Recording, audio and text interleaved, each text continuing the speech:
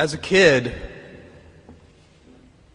I spent my summers with my grandparents on the ranch in Texas.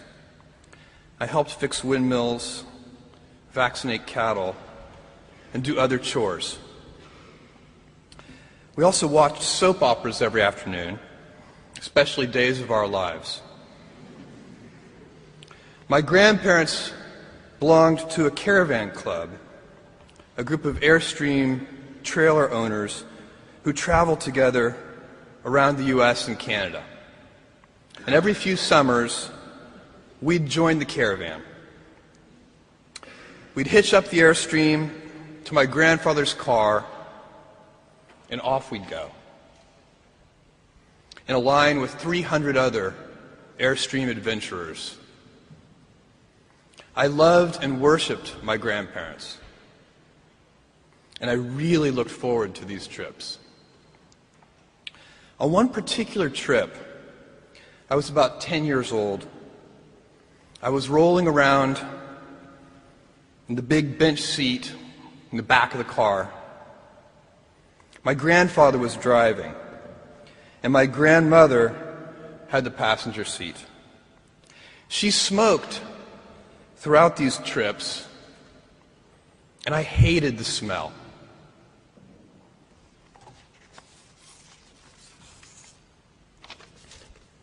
At that age, I'd take any excuse to make estimates and do minor arithmetic. I'd calculate our gas mileage, figure out useless statistics on things like grocery spending. I'd been hearing an ad campaign about smoking. I can't remember the details, but basically the ad said, every puff of a cigarette takes some number of minutes off of your life. I think it might have been 2 minutes per puff. At any rate, I decided to do the math for my grandmother. I estimated the number of cigarettes per day, estimated the number of puffs per cigarette, and so on. When I was satisfied that I'd come up with a reasonable number, I poked my head into the front of the car, tapped my grandmother on the shoulder, and proudly proclaimed, "At 2 minutes per puff, you've taken 9 years off of your life." I have a very vivid memory of what happened next. And it was not what I had expected. I expected to be applauded for my cleverness and my arithmetic skills. "Jeff, you're so smart. You had to have made some tricky estimates. Figure out the number of minutes in a year and do some division." That's not what happened. Instead, my grandmother burst into tears.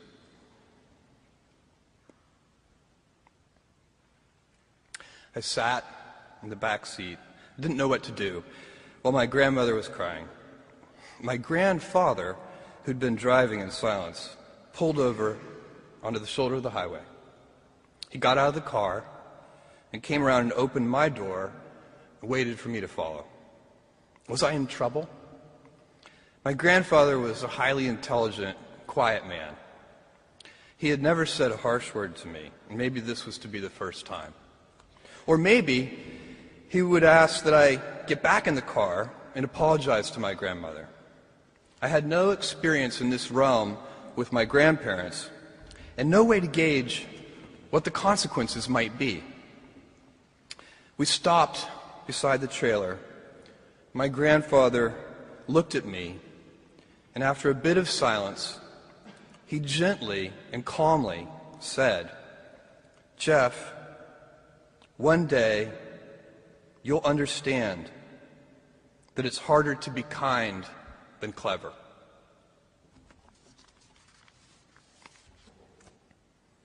What I want to talk to you about today is the difference between gifts and choices. Cleverness is a gift. Kindness is a choice. Gifts are easy.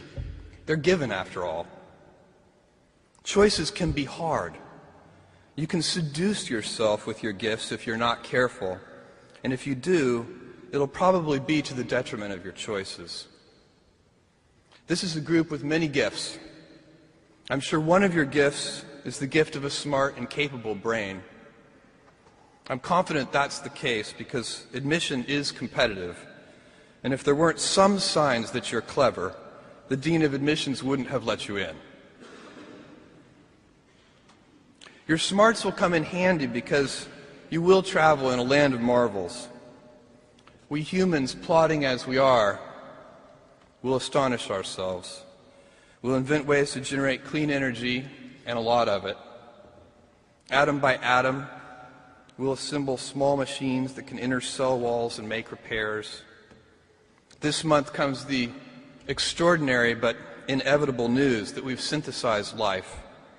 In the coming years, we'll not only synthesize it, but engineer it to specifications. I believe you'll even see us understand the human brain. Jules Verne, Mark Twain, Galileo, Newton, all the curious from the ages would have wanted to be alive, most of all, right now. As a civilization, we will have so many gifts, just as you as individuals have so many individual gifts as you sit before me. How will you use these gifts? And will you take pride in your gifts or pride in your choices?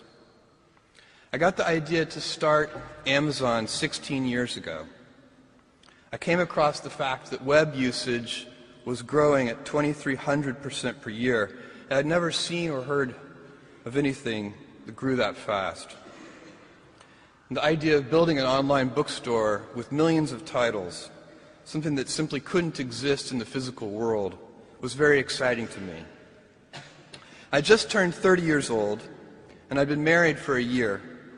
I told my wife, Mackenzie, that I wanted to quit my job and go do this crazy thing that probably wouldn't work, since most startups don't, and I wasn't sure what would happen after that. Mackenzie, also a Princeton grad and sitting here in the second row, told me I should go for it. As a young boy, I'd been a garage inventor. I'd invented an automatic gate closer out of cement-filled tires, a solar cooker that didn't work very well out of an umbrella and aluminum foil, baking pan alarms to entrap my siblings. I'd always wanted to be an inventor, and she wanted me to follow my passion. I was working at a financial firm in New York City with a bunch of very smart people, and I had a brilliant boss I much admired. I went to my boss and told him I was going to start a company selling books on the internet. He took me on a long walk in Central Park, listened carefully to me, and finally said, "That sounds like a really good idea, but it would be an even better idea for someone who didn't already have a good job." That logic made some sense to me, and he convinced me to think about it for 48 hours before making a final decision.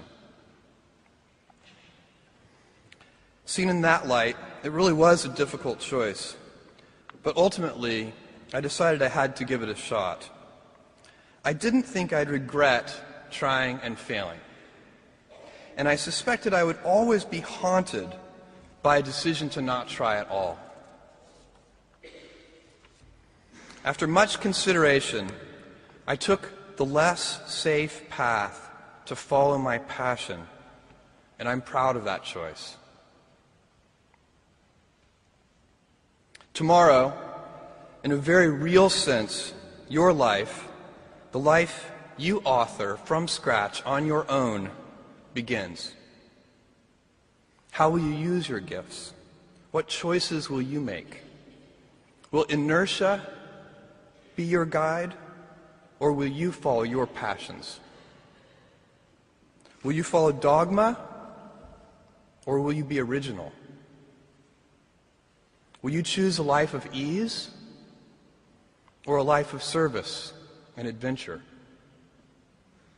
Will you wilt under criticism, or will you follow your convictions? Will you bluff it out when you're wrong, or will you apologize? Will you guard your heart against rejection, or will you act when you fall in love? Will you play it safe, or will you be a little bit swashbuckling? When it's tough, will you give up, or will you be relentless? Will you be a cynic, or will you be a builder? Will you be clever at the expense of others, or will you be kind?